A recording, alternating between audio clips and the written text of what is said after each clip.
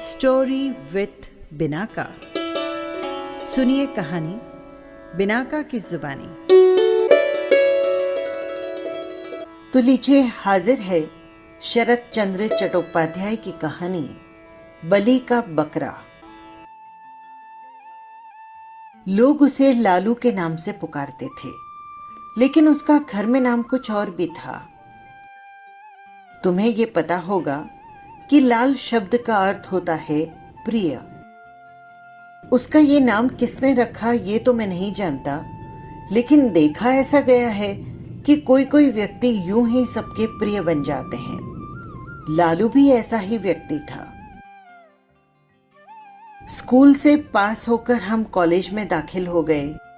लालू ने कहा, भाई अब मैं रोजगार करूंगा। इसके बाद अपनी मां से 10 रुपए मांगकर उसने ठेकेदारी का काम शुरू कर दिया। हम लोगों ने हंसकर उसका मजाक उड़ाते हुए कहा, 10 रुपए से भला कहीं रोजगार होता है?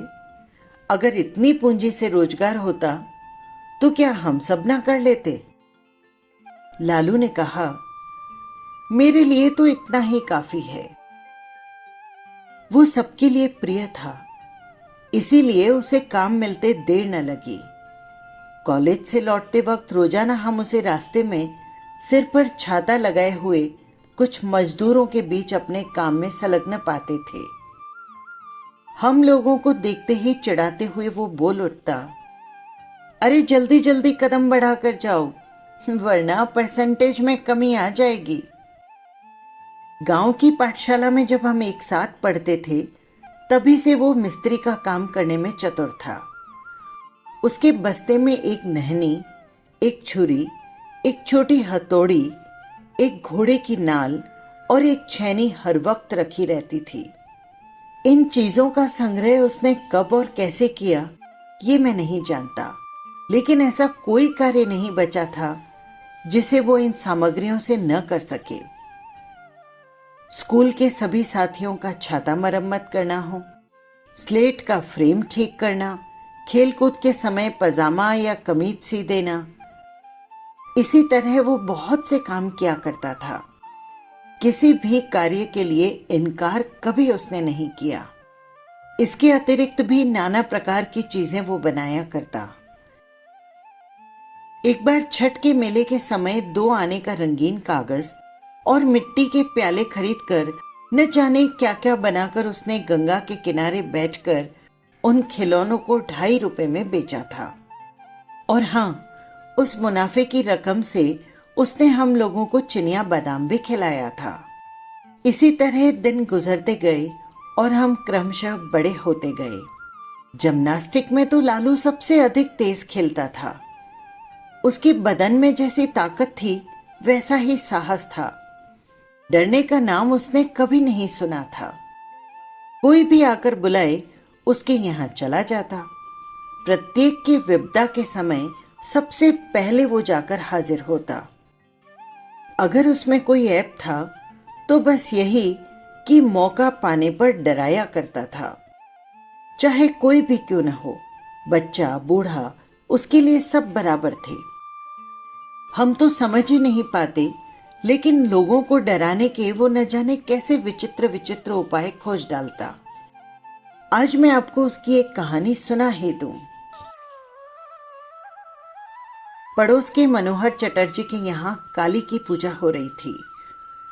ठीक अर्धरात्रि के समय बकरा बलिदान होना था, लेकिन बलि देने वाले लोहार का कहीं पता भी नहीं था।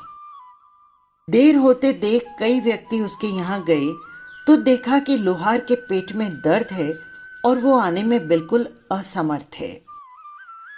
लौटकर आए लोगों ने जब ये खबर दी तो खबर पाते ही सबके सब सिर पर हाथ रखकर बैठ गए। इधर बिना बलिदान के पूजा अधूरी रह जाएगी। अब इतनी रात को दूसरे आदमी की तलाश कहां से की जाए? इस साल अब देवी पूजा ठीक ढंग से नहीं हो पाएगी। तभी किसी ने कहा, अरे भाई, लालू भी तो ये काम कर सकता है। इस तरह न जाने कितने बकरों को वो काट चुका है। इतना कहना था कि कुछ लोग लालू के घर उसे बुलाने के लिए दौड़ पड़े। लालू भी उस समय सो रहा था। उठकर बोला, नहीं नहीं, अरे बेटा मना मत करो, चले चलो, वरना देवी की पूजा संपन्न नहीं हुई तो पूरे गांव का सत्यानाश हो जाएगा। लालू ने कुछ निंद्रा की अवस्था में कहा, होने दो, बलिदान का कार्य मैंने बचपन में बहुत किया, अब नहीं करूंगा। जो लोग बुलाने आए थे काफी मान मनोबल करने लगे, क्योंकि बलिदान के मुहूर्त में अब केवल 15 मिनट शेष थे। इसके बाद बलिदान देना न देना बराबर होगा। महाकाली के प्रकोप से सर्वनाश हो जाएगा। तभी लालू के पिता ने आकर कहा, बेटा, ये चारों तरफ से निराश होकर आए हैं और गांव के कल्याण के लिए तुम्हें जाना चाहिए। जाओ। इस आदेश को अस्वीकार कर दे, इतनी हिम्मत लालू में नहीं थी। फिर उसे चटर्जी साहब के यहाँ जाना ही पड़ा। लालू को अपने यहाँ देखकर चटर्जी महाशय प्रसन्न हो उठे। इधर बलिदान का समय नजदीक आता जा रहा था। जल्दी से बकरा लाकर उसे माला सिंदूर पहनाया गया, फिर कटघरे में उसका सिर रख दिया गया। पूजा देखने के लिए आई हुई भीड़ जय काली माता की जय का नारा लगाने लगी। उसी के बीच देखते ही देखते खच्च की आवाज हुई और एक निरीह बेजान जीव का सिर धड़ से अलग होकर नीचे गिर पड़ा। खून के धार से धरती लाल हो उठी। लालू ने कुछ देर के लिए अपनी आंखें बंद कर ली। पुनः कुछ देर के लिए शंख ध्वनि और घंटे की आवाजें रुक गई। दूसरा बकरा आया। उसे भी पहले की तरह माला, फूल और सिंदूर लगाया गया। इसके बाद भक्तों द्वारा जय काली माता की आवाज गूंजी और लालू का दाव एक बार पुनः उठा और फिर एक बार आखिरी बार तड़पते हुए बकरा समस्त भक्त जनों के विरुद्ध न जाने कौन सी फरियाद करते हुए शांत हो गया। उसके खून से लाल मिट्टी फिर भीग उठी। बाहर शहनाई बज रही थी। आंगन में बहुत से व्यक्ति जमा थे। सामने गलीचे के ऊपर मनोहर चटर्जी आंखें बंद करके इष्ट का नाम जप रहे थे। तभी लालू एकाएक भयंकर रूप से गरज उठा। कोलाहल, वाद्य ध्वनि, सब कुछ एक बार की रुक गई। सबकी कौतूहल भरी निगाहें लालू की तरफ घूम गई। लालू ने बड़ी बड़ी आंखें नचाते हुए कहा, और बकरा कहाँ है? घर के भीतर से किसी ने डरते हुए पूछा। और बकरा? 2 ही का तो बलिदान होने वाला था।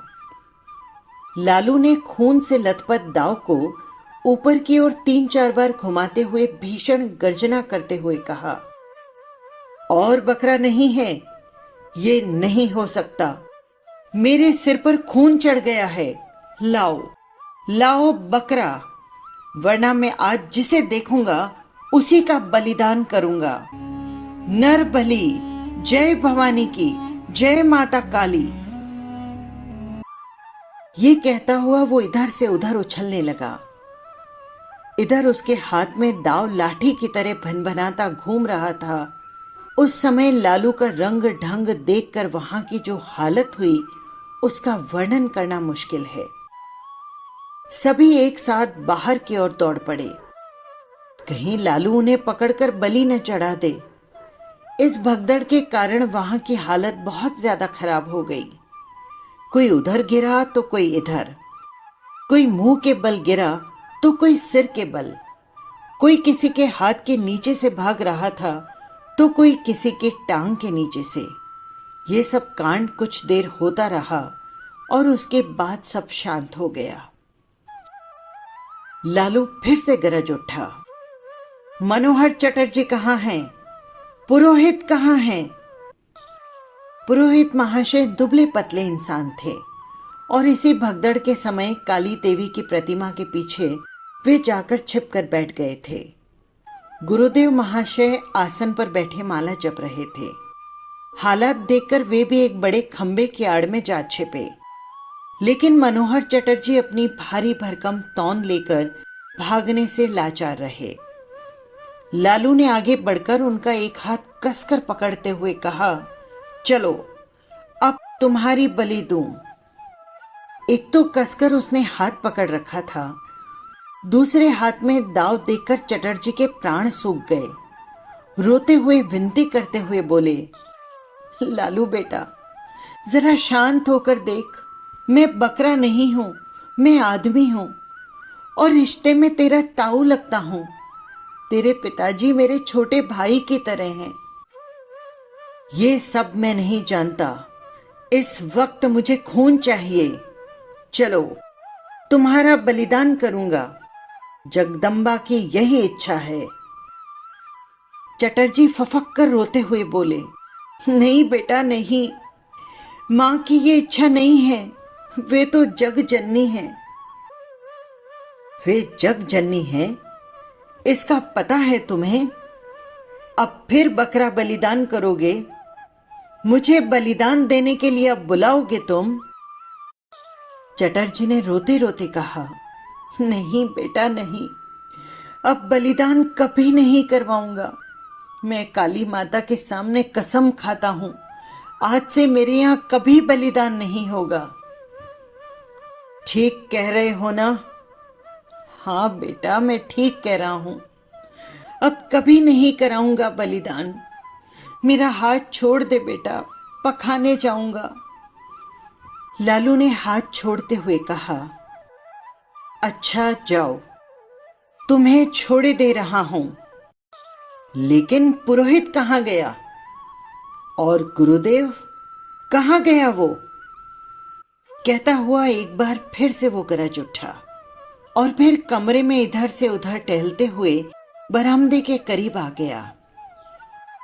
उसका ये भयंकर रूप देखकर खंबे की आड़ से गुरुदेव और प्रतिमा की आड़ से पुरोहित जी दोनों एक साथ करुण स्वर में दो प्रकार की आवाजों में चीख उठे। दोनों का स्वर दो ढंग का ऐसा बेसुरा हो गया कि लालू अपने आप को संभाल नहीं पाया।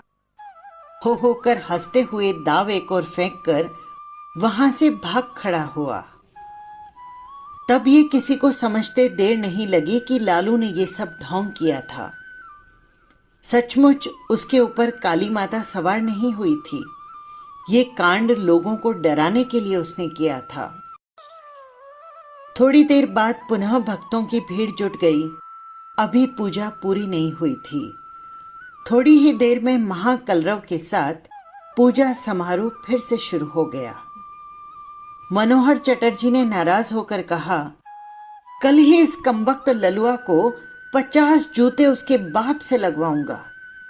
लेकिन उसे जूते नहीं खाने पड़े, क्योंकि सवेरा होने से पहले ही वो गांव से गायब हो गया था। एक हफ्ते के बाद वो एक शाम के समय मनोहर चटर्जी के यहाँ जाकर उनसे माफी मांग आया। पिता की नाराजगी भी दूर हो गई, लेकिन इससे एक फायदा ये हुआ कि उस घटना के बाद मनोहर चटर्जी के यहाँ फिर कभी बलिदान नहीं हुआ। बस यही थी कहानी। आपको कैसी लगी कमेंट बॉक्स में ज़रूर लिखिएगा। फिर मिलेंगे किसी नई कहानी के साथ। नमस्कार।